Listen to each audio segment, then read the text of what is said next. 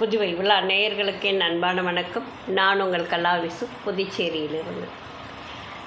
என்னோட தோழி ஒருத்தவங்க 2 நாய் வளர்த்தாங்க.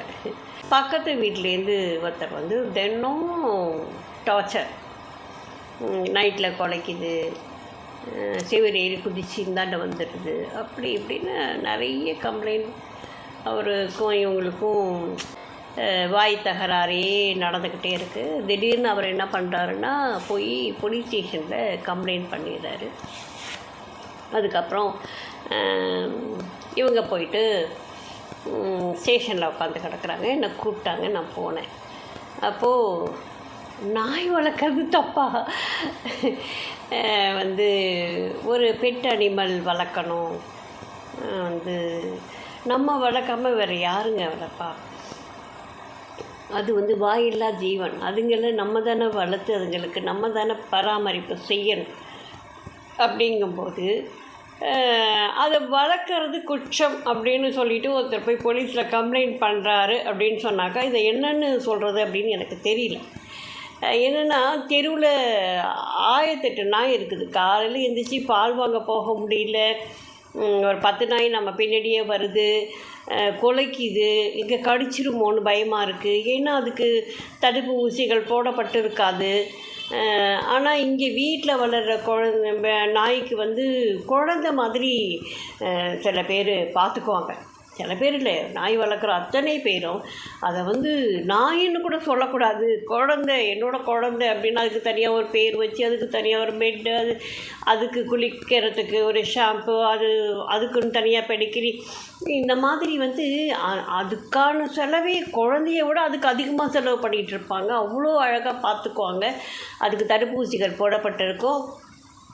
ரொம்ப பாதுகாப்பான ஒரு ஜீவனாக அது வளர்ந்துக்கிட்டு இருக்கும்.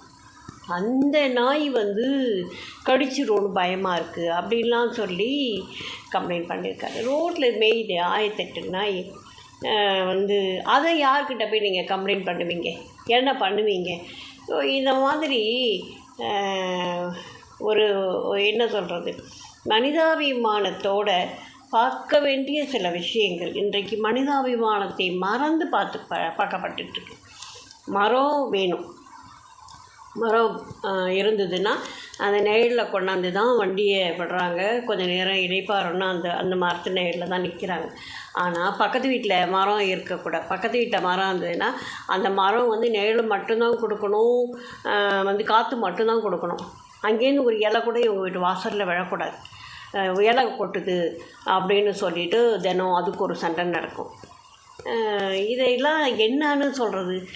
மரத்தையே ராத்திரியோட ராத்திரியாக வெட்டி தூக்கி எறிஞ்சவங்கலாம் இருக்கிறாங்க. இப்பேற்பட்ட மனிதர்கள் வந்து சில நேரங்களில் சில மனிதர்கள் அப்படின்னு அந்த காலத்தில் ஒரு படம் வந்தது. இது எந்நேரமும் சில மனிதர்கள் தான். இவங்களெல்லாம் வந்து எதையும் சொல்லி திருத்தவே முடியாது. நான் என்னுடைய அப்படின்னு மட்டுமே வாழக்கூடிய ஜீவன்கள் இவங்களெல்லாம் என்ன சொல்லி திருத்த முடியும்? ஒரு உயிருள்ள ஒரு ஜீவன், அந்த ஜீவனுக்கு வந்து சோறு போடணும். அது இல்லைன்னா அது எப்படி வாழும்? இந்த வீட்டுக்குள்ளே வச்சு வளர்க்குறது எவ்வளோ பெரிய கடினம். அதை ஒரு மனுஷி ஒருத்தவங்க செய்கிறாங்க அப்படின்னு சொன்னால் அவங்கள பாராட்டாமல் அவங்களுக்கு தொல்லை கொடுத்துக்கிட்டு, அவங்கள போலீஸ் ஸ்டேஷனில் போய் உட்கார வச்சு அவங்களுக்கு டார்ச்சர் கொடுத்துக்கிட்டு இப்படிலாம் இருந்தால் இது எப்படி இந்த சமூகம் என்னவாக மாறும் அப்படிங்கிறது எனக்கு புரியலைங்க. வர வர தவறுகள் எல்லாம் சரி, ஓகே, பரவாயில்ல அப்படிங்கிற மாதிரி ஆகிடுது. சரியான விஷயங்கள் எல்லாம் தவறாக நடக்குது அப்படிங்கிற ஒரு கண்ணோட்டம் இப்போ வந்துக்கிட்டே இருக்குது. மனிதாபிமானம் குறைந்து போய்விட்டதோ அப்படின்னு ஒரு எண்ணம் வந்து எனக்கு நிறைய யோசிக்க தோணுது. தயவு செஞ்சு சொல்கிறேன், நம்ம மட்டும் இந்த உலகத்தில் வாழறதுக்காக இந்த உலகத்தை படைக்கலை. இயற்கையோ அது கடவுளோ என்ன வேணும்னாலும் சொல்லிக்கோங்க. மனிதர்களுக்கானது மட்டுமல்ல, சகல ஜீவராசிகளுக்குமான ஒரு உலகமாகத்தான் இது படைக்கப்பட்டிருக்கிறது. எல்லாமே இருக்கணும். அப்போ தான் இந்த உலகம் வந்து உலகத்தினுடைய சுழற்சி வந்து மிக சிறப்பாக இயல்பாக நடந்து கொண்டு இருக்கும். நீங்கள் மட்டுமே வாழ்ந்தீங்கன்னாக்கா, அந்த மரம் இல்லை அப்படின்னு சொன்னாக்கா, நீங்கள் வந்து கார்பன் டை ஆக்சைடை தான் சுவாசிக்கணுமே தவிர ஆக்சிஜன் உங்களுக்கு கிடைக்காது. வந்து ஒரு சின்னஞ்சிறு புழு கூட அதனுடைய கடமையை அது செய்யுது. இதையெல்லாம் தடுக்கிறதுக்கு நம்ம யார்?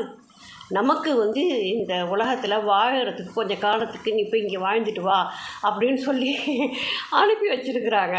அதை நமக்கு சரியாக வாழ்ந்துட்டு நம்மளோட இணைந்து பல ஜீவன்களுக்கும் நம்மளால் முடிஞ்ச அளவுக்கு அவங்க வாழறதுக்கு என்ன செய்யணுமோ அதையெல்லாம் செஞ்சு ஒரு இயற்கையான ஒரு உலகம் சுழற்சிக்கு நம்ம உதவி செய்யணுமே தவிர அந்த சுழற்சியை தடைப்பட்டு நிற்க வைக்கிறதுக்கான முயற்சியில் நம்ம இறங்கக்கூடாது.